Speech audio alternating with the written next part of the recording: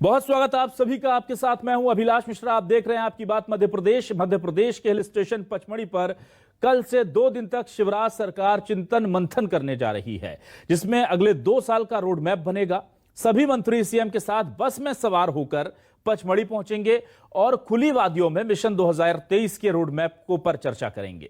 इससे पहले भी हनुवंतिया और सीहोर में बैठक हो चुकी है। उधर कांग्रेस भोपाल से बाहर इस तरह के चिंतन मंथन को फिजूल खर्ची बता रही है।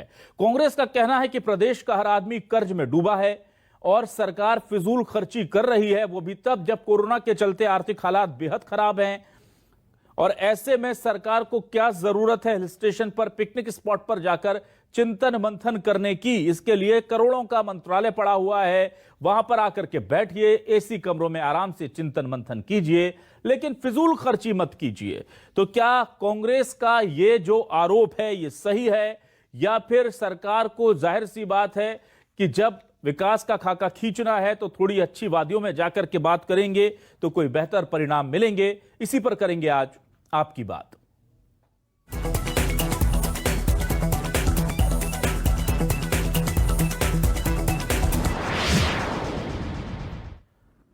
तो इस मीटिंग को लेकर के बीजेपी का कहना है कि जाहिर सी बात है, बीजेपी चाहती है कि रोड मैप तैयार किया जाए। और इससे लेकर क्या कहना है बीजेपी के नेता, जरा सुनिए। देखिए, आम आदमी के लिए खास रणनीति बनना जरूरी होती है। ये भारतीय जनता पार्टी की सरकार है और सदैव चिंतन और मंथन जनता के हितों के लिए, विकास के लिए ये करते रहते हैं। माननीय मुख्यमंत्री जी ने 15 दिन पहले ही सभी मंत्रियों की अलग अलग विषयों को लेकर समितियां बना दी हैं। सभी मंत्रियों की बैठकें उस समितियों की हो चुकी है।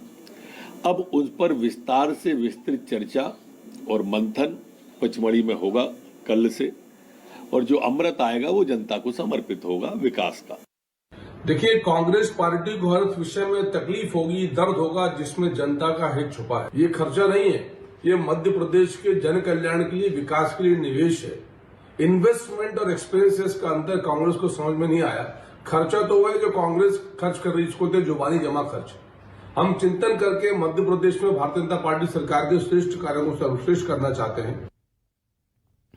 ये जो प्रतिक्रिया है, दरअसल ये उन सवालों के बाद प्रतिक्रिया आई है जो कांग्रेस उठा रही है। कांग्रेस कौन से सवाल उठा रही है, जरा सुनिए। देखिए, मध्य प्रदेश की भारतीय जनता पार्टी की सरकार इवेंट की सरकार है। जब भी छोटा मोटा कोई कार्यक्रम होता है, लाखों करोड़ रुपए खर्च करके लोगों में दिखावा करते हैं। और अब मध्य प्रदेश की आर्थिक स्थिति इतनी दयनीय है, आपको ही मालूम है कि 4000 करोड़ रुपया हर माह कर्जा लिया जाता है जब सरकार चलती है, वेतन बढ़ते हैं। ऐसे में विलासिता के कामों करना क्या कारण है? पचमढ़ी में क्या चिंतन सब करेंगे? मध्य प्रदेश के बलौर में मीटिंग करिए, मुख्यमंत्री निवास में करिए, और अभी यहाँ से 7 बजे जाएंगे, बस से जाएंगे, रास्ते में डिनर करेंगे, फिर पहुंचेंगे। ये सब विलासिता है, दिखावा है। मैं इसकी आलोचना करता हूँ। इस पर आर्थिक धन खर्च करके अनावश्यक मध्य सरकार पर बोझ बढ़ाएंगे, इससे ज्यादा और कुछ नहीं होना।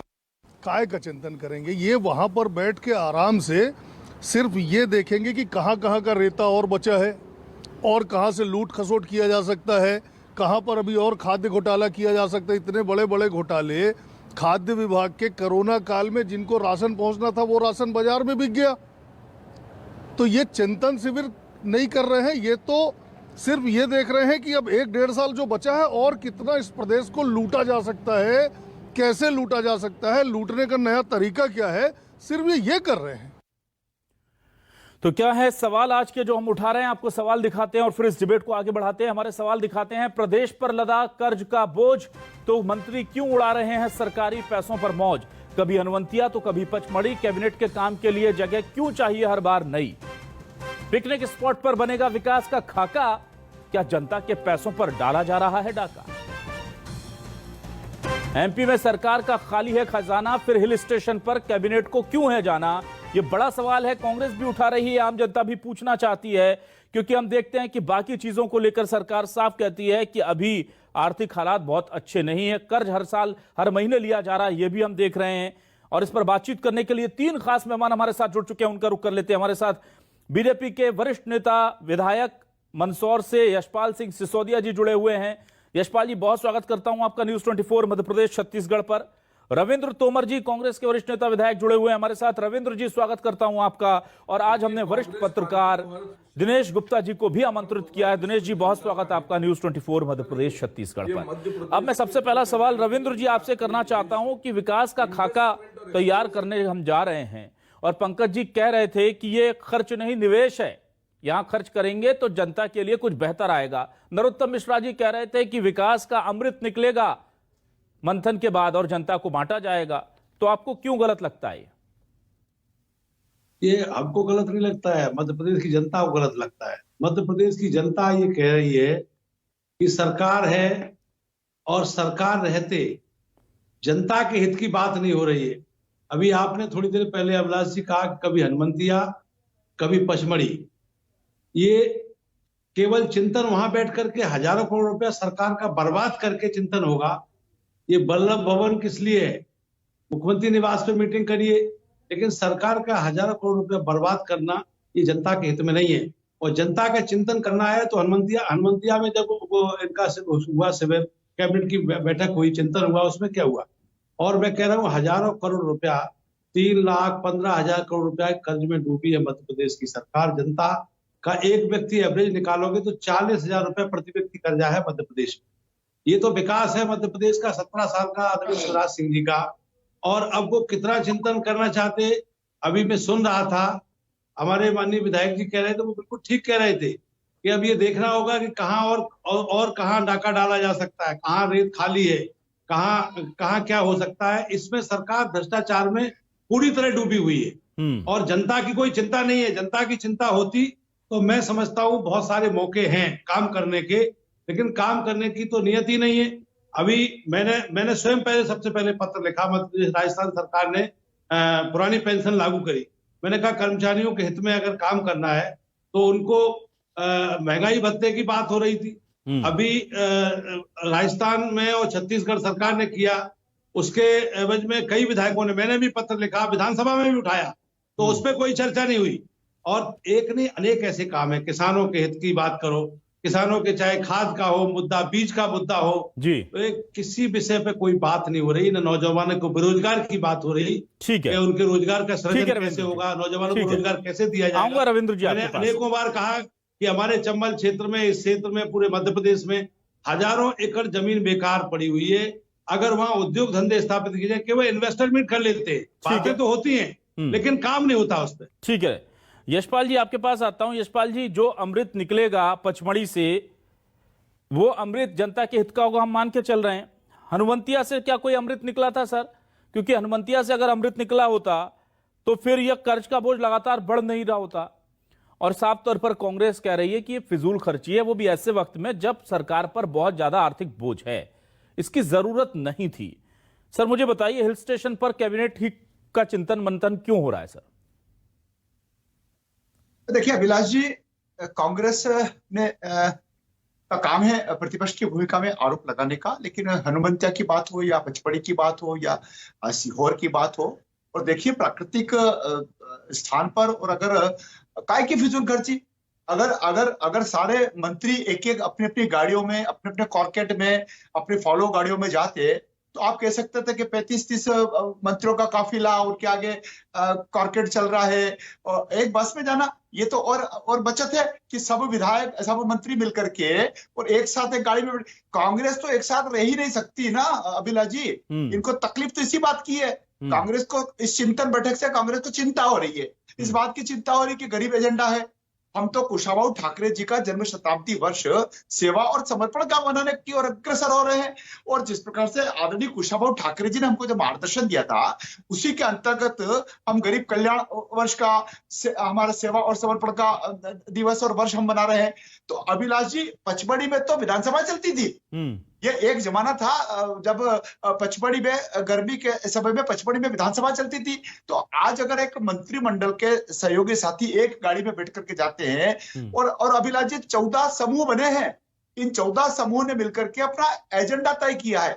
और इसके पहले मैं अभिलाष जी थोड़ी सी जानकारी देना चाहता हूं कि माननीय मुख्यमंत्री जी के सशक्त नेतृत्व के कारण से फाइनेंस का हो, अनुसूचित जाति का हो, अनुसूचित जनजाति का हो, ओबीसी का हो, महिला बाल विकास का हो, लोक स्वास्थ्य यांत्रिक विभाग का हो, स्वास्थ्य विभाग का हो, इनकी सबकी अलग अलग जब बैठकें हुई है तो 4, 5, 6, 7 मंत्रियों का एक समूह अलग से बना था। उन्होंने उसके ऊपर अद्यतन अध्ययन किया है और अभी भी 14 समूह अपना अपना प्रेजेंटेशन देंगे। गरीब कल्याण इसमें से निकलेगा, किसानों की बात इसमें निकलेगी, महिलाओं का सशक्तिकरण इसमें निकलेगा। और देखिए विकास का अमृत निकालेंगे। हम तो चिंतन करते हैं अभिलाष जी, कानों में बात करके कानाफूसी नहीं करते हैं, बंद कमरों में बैठ करके कांग्रेस की तरफ षड्यंत्र नहीं करते हैं। प्रकृति की छटा में यदि कैबिनेट होती है तो जनता का भला होता है, तो कांग्रेस को किस बात की तकलीफ? ठीक, दिनेश गुप्ता जी के पास आता हूं। दिनेश जी, क्या आपको लगता है कि प्रकृति की छटा में से अगर कुछ फील गुड होकर के अच्छी चीजें निकल आती हैं तो कोई नुकसान नहीं है, या आपको लगता है कि कांग्रेस का जो विरोध है, कांग्रेस की जो आपत्ति है वो जायज है? क्या लगता है सर? अभिलाष जी, सरकार फील गुड का ही वातावरण या और संदेश देने की कोशिश कर रही है कि हम जो है प्रदेश के लोगों की चिंता कर रहे हैं, तभी तो चिंतन की आवश्यकता। लेकिन चिंता के विषय क्या है? चिंता के विषय आर्थिक समस्या तो है नहीं प्रदेश की, क्योंकि आर्थिक समस्या यदि प्रदेश की होती तो शायद जो है आप जो और संसाधन है राजस्व के वो और जुटाने की कोशिश करते, और जो ज्यादा टैक्स लगा रखे हैं आपने पेट्रोल पर वैट हो, या हमारे यहाँ रजिस्ट्रेशन ड्यूटी फीस हो, बिजली हो, पानी हो, बहुत सारी चीजें जो महंगी हैं उनको हम सस्ती कैसे करें, इस पर आप जरूर विचार कर रहे होते। लेकिन ये चिंतन है क्या? क्या कोई पॉलिटिकल मैसेजिंग है जो आप वहां जाके कोई पॉलिटिकल बात करना चाहते हैं, पॉलिटिकल एजेंडा सेट करना चाहते हैं? क्योंकि यदि प्रशासनिक निर्णय लेने होते तो उसके लिए मंत्रालय पर उचित जगह है, वहां आप प्रशासनिक निर्णय कर सकते हैं। आप ये देखिए स्टाइल क्या है सरकार का पिछले 15-17 सालों में।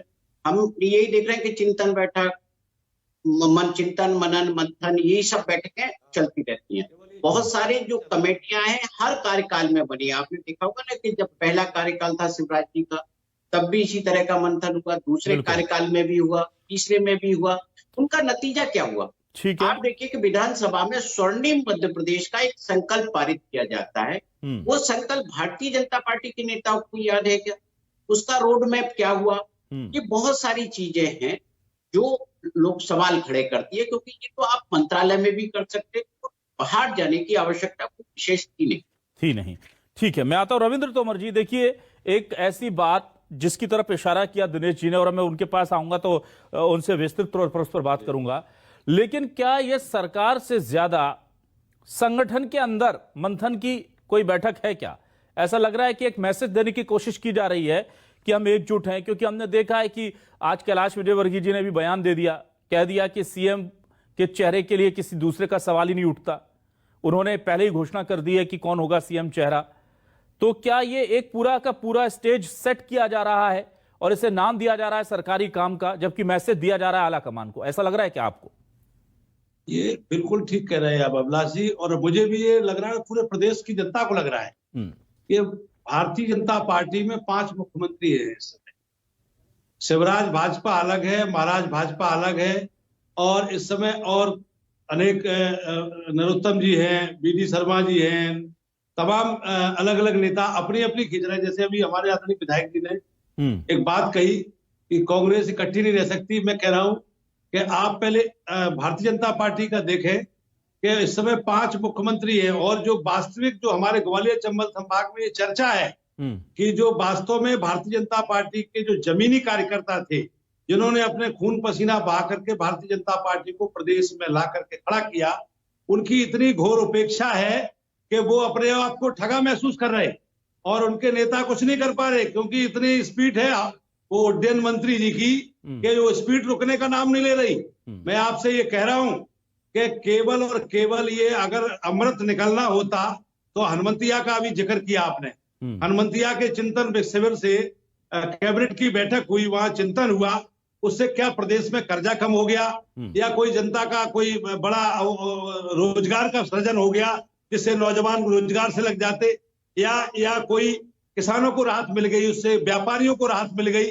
तो कोई एक बात तो बताओ। अब दूसरा ये होने जो जा रहा है पचमढ़ी में, ये केवल और केवल पिकनिक के तौर पे वहां जाया जा रहा है, और रहा सवाल संगठन का, ये केवल ये जो आपसी खींचतान है भारतीय जनता पार्टी की केवल उस खींचतान की वजह से ये इधर उधर जो है कहीं ना कहीं जनता का ध्यान भटकाने के लिए और पैसे को अनावश्यक रूप से जनता का बर्बाद किया जा रहा है। इसमें कोई चिंतन नहीं हो रहा है, बल्कि जनता को कर्ज के बोझ के तले दबाया जा रहा है। ठीक है, यशपाल सिंह सिसोदिया जी, मैं आपसे जानना चाहता हूं कि क्या आपको लगता है, जो सवाल मैंने पूछा वही सवाल मैं आपसे लूंगा, कि ये दरअसल शिवराज जी जो है वो अपनी एक इमेज को सेट करने के लिए, एक सर्वमान्य लीडर के तौर पर एस्टेब्लिशमेंट करने के लिए उस तरह का मैसेज भी कोई देने की इसके पीछे मंशा है? ऐसा कुछ है क्या कि तमाम मंत्री जो हैं वो देखिए कैसे एकजुट हैं और पूरी तरह से साथ में सब सरकार के लोग एक लय में काम कर रहे हैं? अभिलाष जी, हमको किसी के प्रमाण पत्र की आवश्यकता नहीं कि हम एकजुट है या नहीं है, वो तो है ही। भारतीय जनता पार्टी का संगठन इतना सशक्त है, इतना मजबूत है कि हमको किसी के प्रमाण की आवश्यकता नहीं है। ये तो कांग्रेस की तकलीफ है कि दिग्विजय सिंह जी सोनिया जी के पास जा रहे हैं, अरुण यादव जी सोनिया जी के पास जा रहे हैं, और नेता प्रतिपक्ष की भूमिका में कमलनाथ जी, गोविंद सिंह जी कहते हैं कि मैं भी, डॉक्टर गोविंद सिंह जी कहते हैं कि मैं भी नेता प्रतिपक्ष बन सकता हूं। कांग्रेस में देखिए फूट है, और हमको किसी की इमेज बनाने की जरूरत इसलिए नहीं है अभिलाष जी कि माननीय मुख्यमंत्री शिवराज जी के नेतृत्व में जो संवेदनशील मुख्यमंत्री हैं, किसानों के मुख्यमंत्री हैं, बेटे बेटियों के मुख्यमंत्री हैं, महिलाओं के जो हमारे जो स्वसहायता समूह है, जो जिस प्रकार से महिलाओं के लिए आत्मनिर्भर भारत की कल्पना में मुख्यमंत्री जी का काम है। हम नंबर 1 पर सड़क बनाने में, प्रधानमंत्री आवास में हम नंबर 1 पर हैं, जल जीवन मिशन में हम नंबर 1 पर हैं। तो जो परिश्रमी मुख्यमंत्री है, उनको इस प्रकार से कोई इकट्ठा कर करके किसी को ये बताने की आवश्यकता थोड़ी क्या? अरे हम तो सब इकट्ठे हैं ही। ये तो सवाल है कांग्रेस का कि कांग्रेस कितने गुटों में, कितने धड़ों में बटी पड़ी है। तो ये तो चिंता तो कांग्रेस को करना चाहिए। कांग्रेस अभी कुछ भी नहीं है, उसके बाद भी देखिए लट्ठम लट चल रहे हैं। इनके कब प्रदेश महिला कांग्रेस के अध्यक्ष और मंत्री कब बदल जाती पता ही नहीं चलता है। नूरी खान बोलती कि हम नाराज है, संगठन को तवज्जो नहीं दे रही। कांग्रेस में संगठन है जी, कांग्रेस को प्रतिपक्ष की भूमिका भी नहीं आ रही है, और कांग्रेस की बनिस्बत भारतीय जनता पार्टी ने 17 सालों में मध्य प्रदेश में काम खड़े कर करके बताए हैं, और माननीय मोदी जी ने 2 टेन्योर में पूरे देश में काम कर करके बताया है। और भ्रमित करने का काम तो तोमर साहब आपकी पार्टी ने किया।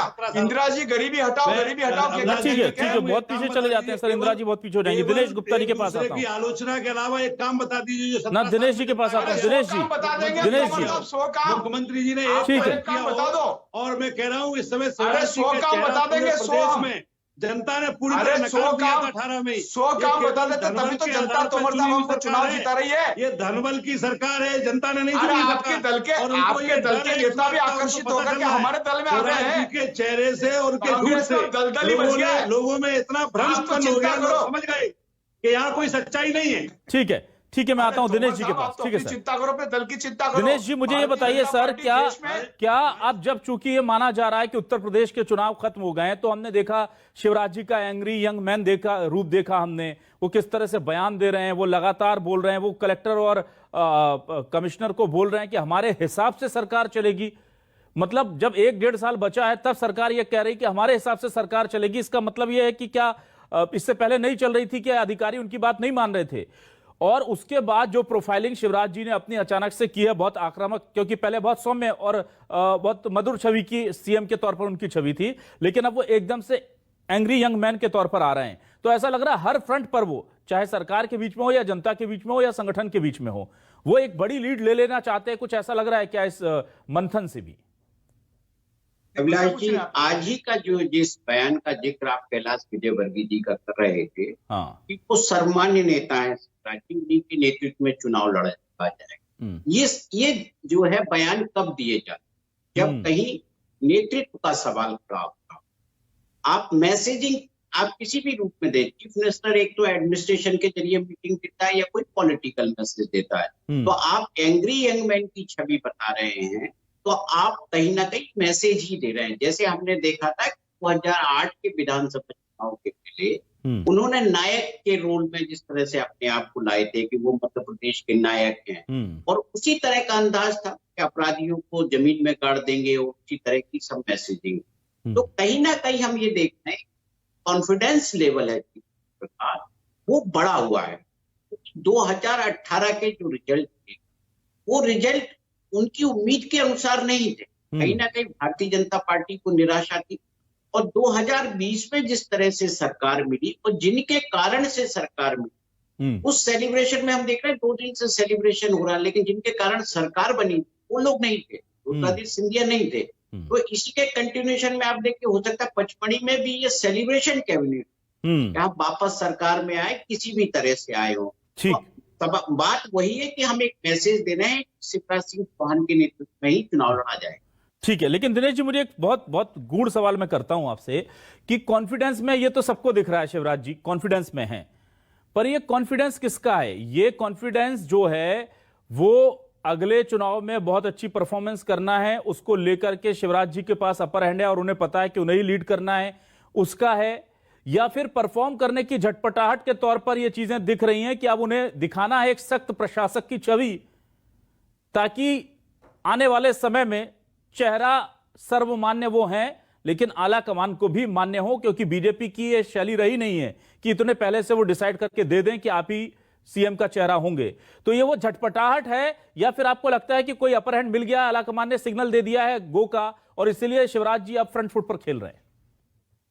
अभिलाष जी, इस पे आप नर्वस 99 का जो हम देखते हैं ना कि एक साइकोलॉजी होती है कि बस संभल के टुक टुक टुक करके खेलते हैं। तो अभी पिछले दिनों शिवराज जी ने पूरे देश में एक रिकॉर्ड बनाया कि वो 15 साल तक, खासकर भारतीय जनता पार्टी में तो वो अकेले व्यक्ति हैं तो इतने लंबे समय तक 15 साल से अधिक की पारी वो खेल रहे हैं। तो वो संभल के खेल रहे हैं। आपको बेसिकली अब पूरी जो बैटिंग हो रही है वो खुल के हो रही है, क्योंकि इस रिकॉर्ड को अब कोई तोड़ने वाला नहीं है। एक उन्होंने रिकॉर्ड बना दिया और शीर्ष पर पहुंच गए हैं। अब उस शीर्ष से उनकी जो यात्रा शुरू होगी वो किस दिशा में जाती है, ये जो है अब आने वाले दिनों जो भी राजनीति होगी, इस चिंतन के बाद जो सामने निर्णय होंगे वो भी बहुत महत्वपूर्ण होंगे।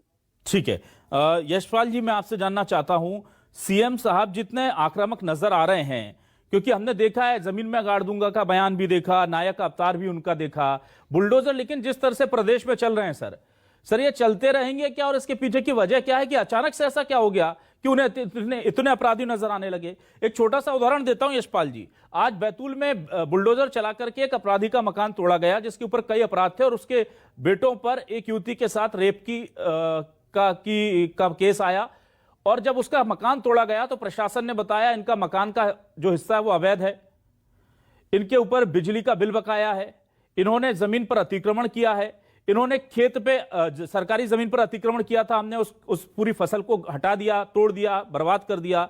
मुझे ये बताइए सर कि ये जमीन पर कब्जा तो सालों से था, मकान सालों से बना हुआ था, बिजली का बिल सालों से नहीं दे रहे थे, अब अचानक से सरकार और प्रशासन जागे हैं, तो इसके पीछे की वजह क्या है?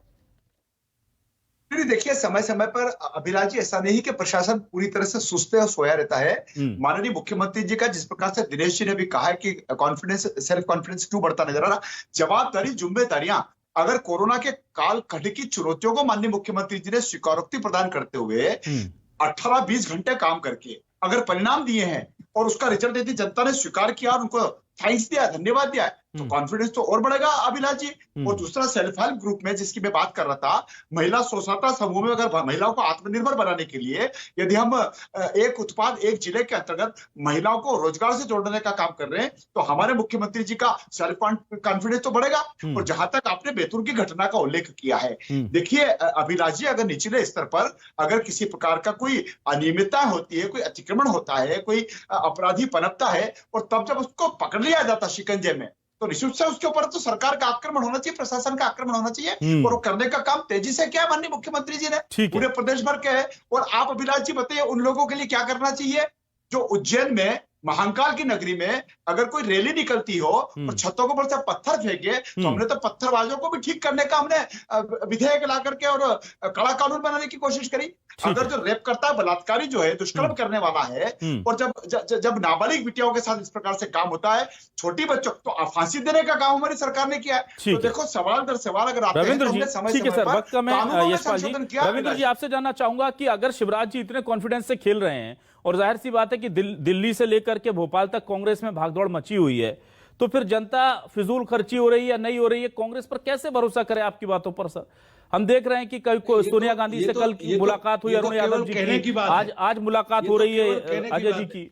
मैं आपसे कह रहा हूं, इस बात को पूर्ण विश्वास से कह रहा हूं मिश्रा जी, मैं कांग्रेस पार्टी में लंबे समय से काम कर रहा हूं। मुझे पता है कि कांग्रेस पार्टी में कहीं कोई किसी प्रकार की चिंता करने की जरूरत नहीं है। ठीक है। जितना बेहतर काम हो रहा है संगठन का, हम जमीन तक उतर करके काम कर रहे हैं, पोलिंग बूथ तक काम कर रहे हैं। हमारा संगठन इतना मजबूत पहले कभी नहीं हुआ, इतना अब मजबूत हो रहा है। ठीक है। और मैं इसलिए नहीं कह रहा हूं केवल मैं आपको चैनल पे बैठ के प्रशंसा कर रहा हूं, मैं प्रैक्टिकल में वो चीज आपको बता सकता हूं कि इतना मजबूती से संगठन हमारा जमुन पोलिंग बूथ तक खड़ा हो रहा है। उसमें कहीं कोई बिखराव की बात नहीं है। हाँ, ये पहले था, जब से सिंधिया जी ने कांग्रेस छोड़ी है तब से कांग्रेस की जो भी परिस्थितियां थी जो बिखराव की, वो सारी समाप्त हो गई। दिनेश जी, अंतिम 30 सेकंड में आपसे final comment. Dinesh ji, final comment sir आपसे।